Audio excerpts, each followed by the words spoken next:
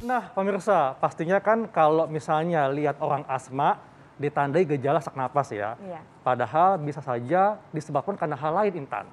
Nah, yang pertama nih, Dok, katanya yang namanya sesak napas itu terjadi pasti akibat gangguan paru-paru. Ini fakta atau mitos, Dok?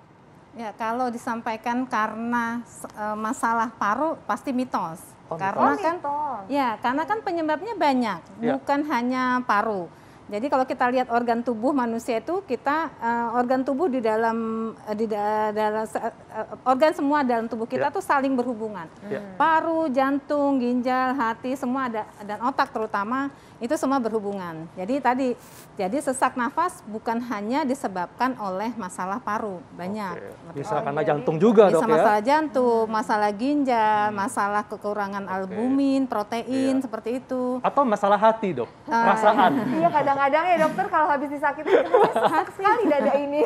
Maka sebenarnya hati itu posisinya Bisa ya? sebelah kanan ya. Jadi kalau dibilang sakit hati harusnya bukan di sini. Oh gitu ya, Sakit hatinya sebelah sini.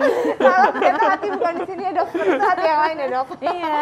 Nah dokter, ini juga ada fakta dan mitos beredar lainnya dokter. Ini katanya kalau sesak napas itu dapat menyebabkan pembengkakan di pergelangan kaki dan juga kaki dokter. Ini fakta atau mitos dokter? Ya.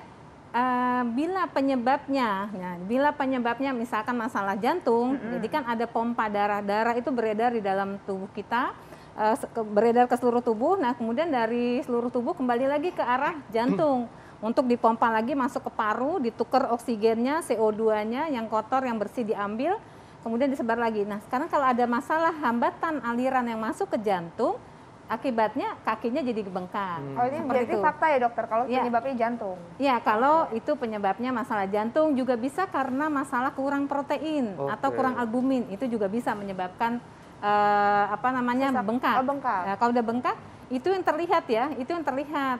Kalau yang nggak terlihat bisa, jadi parunya pun bisa kerendam, misalkan istilahnya dari ada rongga di dalam paru yang terisi oleh cairan, sama persis dengan kelihatan yang di kaki bengkak. Nah itu juga bikin sesek nantinya. Oke. Jadi kalau bengkak di kaki itu memang dibilang lebih kepada jantung, mungkin orang melihatnya seperti itu. Oke. Tapi penyebabnya bisa banyak. Jadi kita mesti lihat pemeriksaan lanjutan biar pengobatannya tertuju. Jadi bisa bikin pembengkakan di kaki, Dok ya, Ya. akibat sesak napas ya. Nah, bagaimana dengan orang yang kelebihan berat badan bisa menyebabkan sesak napas? Fakta atau mitos? Tapi nanti Dok jawabnya, kita akan simak jawabannya sesaat lagi, tetap di Hidup Sehat.